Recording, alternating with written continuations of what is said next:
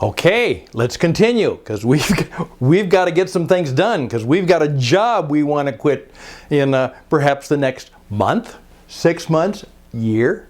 We'll talk about that. However, right now, you have to start understanding that you are playing a mind game. Attitude, mind games. Now, what has happened to you for some reason or for some way is your mind has gotten itself and your spirit, even that part of you at your deepest sense of who you are, your soul, has been beat up. And so you've lost the mind game. Now, that's not your fault. That's just what has happened to you. And now we have to decide that we are going to gain the mental toughness. And that's just part of it. The MT factor. That's just the way life is. We're going to gain the mental toughness to try and change the mind game. Now, this is going to be a short lesson because you're going to have to figure out how it works. But let me just give you a few ideas that might be helpful to you. Declare yourself self-employed. You are self-employed. You are your own business. And there are a variety of ways that you can begin to do that, even legally, and make it so that you are your own business. You are a corporation or a company of one. Now, you happen to be working not for, but with. Now, think about that. Change. Well, I work for this company. Now, I don't ever work for another company. I have my own company.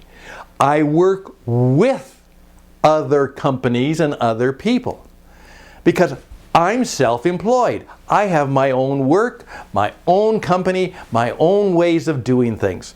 But they're the client.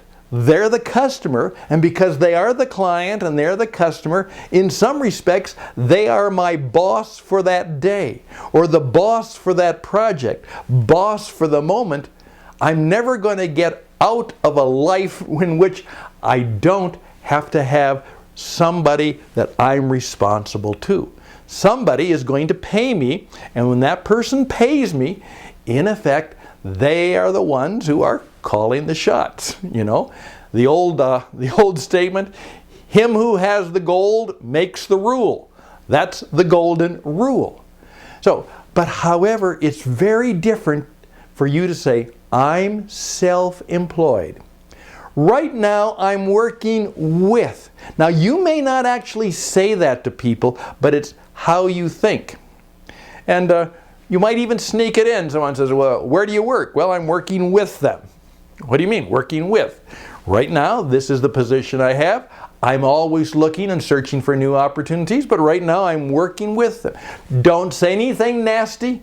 Don't say anything. Just, I am self-employed. I'm working with. See if that begins to help. Begin to think of yourself. In effect, in a mental way, you're out of their control. You certainly are serving them, working loyally and spectacularly in some cases, but you're working not for them, with them. Now, if it's necessary, I remember, and this might be the way to be helpful. I was working with a young man, and he really had a soul-sucking job. But because of a family situation, he had a wife and a small child to support, he knew that he could not leave now. He wasn't in a position to do that. And so he developed a mental exercise, something like this. And I kind of affirmed it because it worked for him. You see, if it works and it doesn't hurt somebody else, you're free to do this. He would say, I literally pictured myself, and sometimes I would do it. I was getting out of the parking lot, and as I was walking into the company, he said, I would just pause, and I would look up into the sky, and I would say a little prayer, Lord, help me get through this difficult day. And then he would walk a step, and he would look at the people. mentally in that office and say, "Here I come, suckers." Now, I don't know if that fits you, but you see, what he was saying is he wanted them inside of himself to say, "You know what? I'm using you.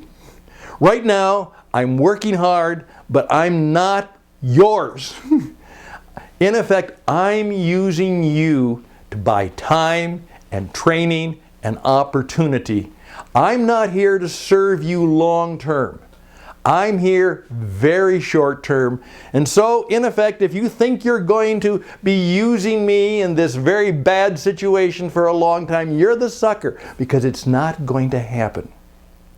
Now, I'm not going to tell you all of the ways you may do that, but you're certainly free to comment and add to the discussion in this class. How can you begin to win the mind game?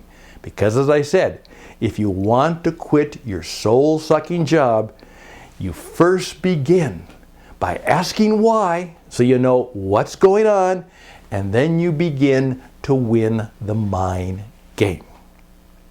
Let's do it. Let's win that game.